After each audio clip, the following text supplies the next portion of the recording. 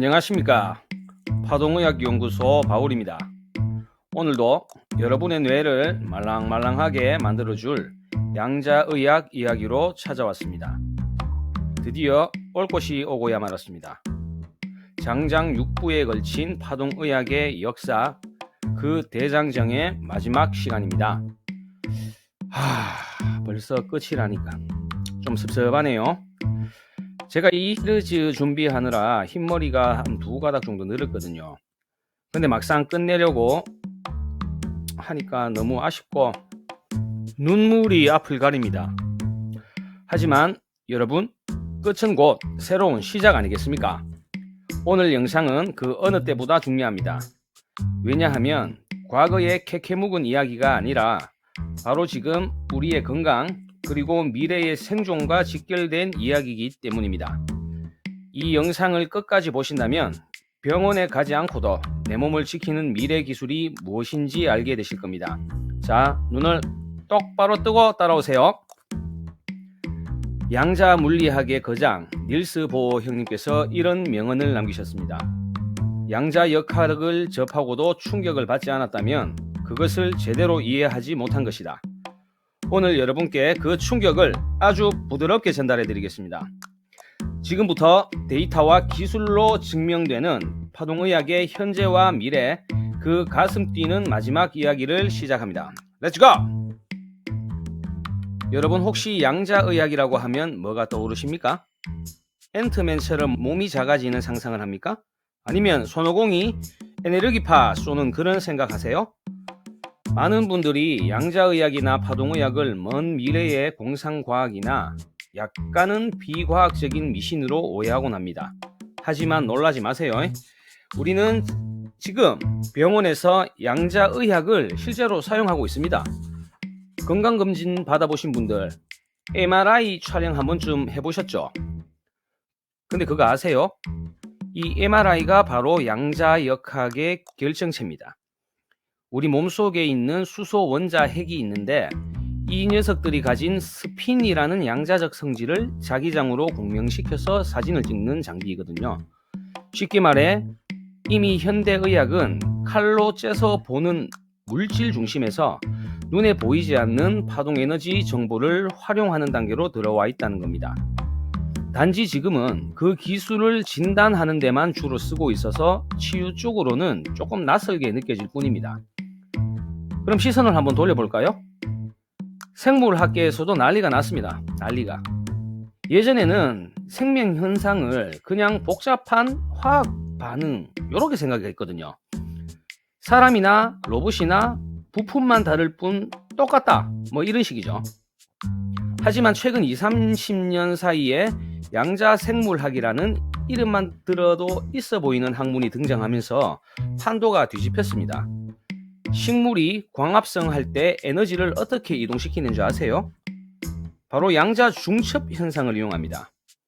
그리고 철새들이 내비게이션도 없이 어떻게 지구 반대편까지 똑바로 날아갈까요? 새들의 눈 속에 지구 자기장을 감지하는 양자 얽힘 시스템이 내장되어 있다는 게 학계의 정설입니다. 새대가리라고 놀리면 안 됩니다. 그 친구들 뇌 속에는 양자 컴퓨터가 들어있거든요.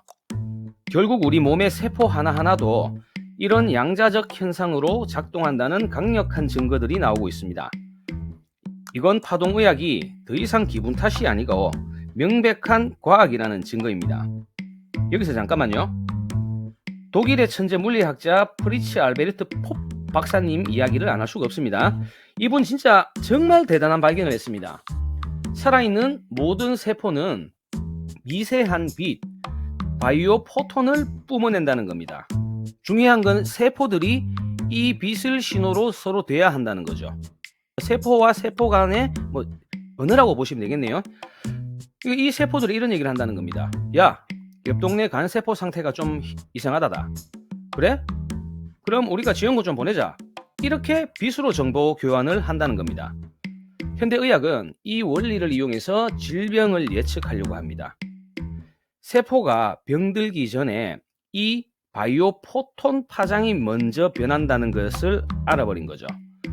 몸이 아프기 전에 에너지 단계에서 미리 병을 잡아내는 것, 이게 바로 우리가 꿈꾸는 그런 미래의학 아니겠습니까?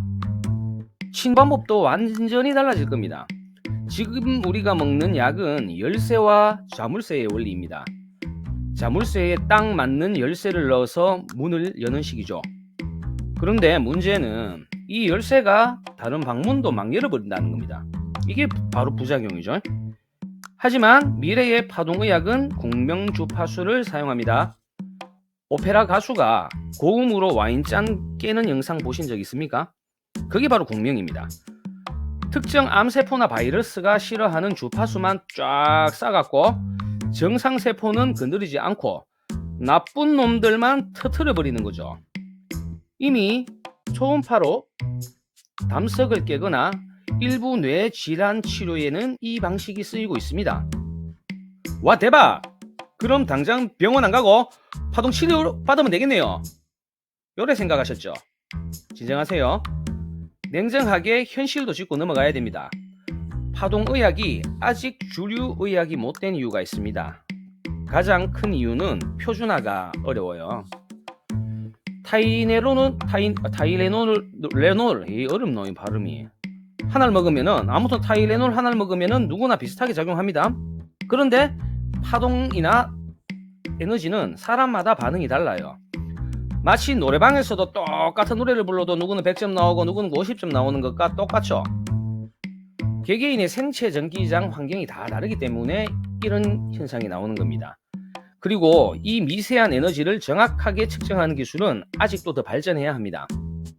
그래서 주류 의학계가 아직은 그래? 하면서 조심스럽게 보고 있는 거죠. 하지만 우리에게는 치트키가 있습니다. 바로 기술의 발전에 AI가 더해진 거죠. 요새 AI 무섭죠? 저도 AI 있습니다. 솔직히 이미지 만들고 할 때. 이런 AI를 통해서 미세한 자기장을 측정하는 초정밀 센서와 인간이 도저히 알 수 없는 복잡한 패턴을 찾아내는 인공지능이 만난 겁니다. AI가 이렇게 말합니다. 주인님, 지금 파동 패턴을 보니까 3년 뒤에 췌장암 올 확률이 87%입니다. 지금 술 끊으세요. 계속 드시다가 죽어요. 요래 얘기하는 거죠. 실제로 독일의 한 기업은 개인 맞춤형 주파수를 만들어내는 기기를 개발했답니다. 그리고 유통 중이래요. 그리고 임상 실험을 했는데 결과가 꽤 괜찮다고 나온답니다. 혹시나 이 정보가 너무 궁금해서 현기증이 난다 하시는 분은 저에게 살짝 메일 주시면 정보 공유해 드릴게요. 비밀입니다. 아무튼 미래에는 진짜 병원 갈 일이 확 줄어들지도 모릅니다. 아침에 일어나는데 몸에다가 거울을 비춥니다. 그러면 거울이 주인님 어제 과음하셨군요. 간 해독 주파수 쏴드립니다. 요런 현상. 지금 스마트워치가 심박수 재는 수준을 넘어가지고 24시간 내 몸의 에너지장을 관리해주는 시대입니다. 아서 시 클라크는 요래 말합니다. 충분히 발달된 기술은 마법과 구별할 수 없다. 우리가 꿈꾸는 파동의학이 마치 마법처럼 들리시죠 지금은?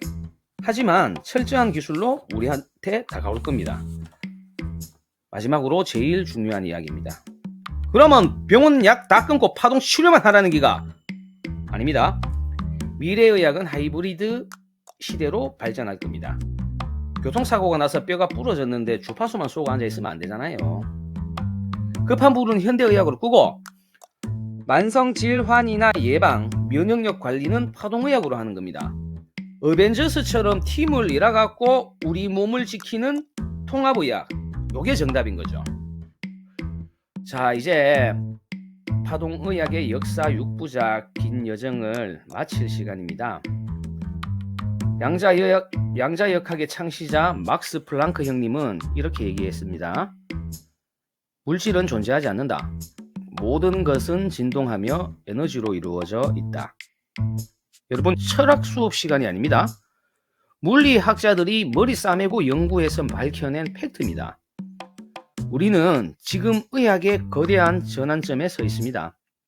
눈에 보이는 육체를 넘어서 보이지 않는 에너지의 세계를 조율하는 시대로 가고 있는 거죠. 파동의학의 역사 6부작 어떠셨나요?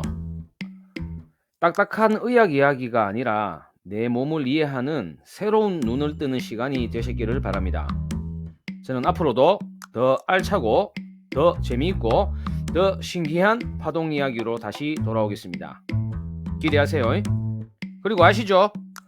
구독과 좋아요는 긍정적인 파동을 만들어줍니다. 지금 누르세요. 빨리 눌러요. 누르세요. 지금까지 파동의학연구소 바울이었습니다. 감사합니다.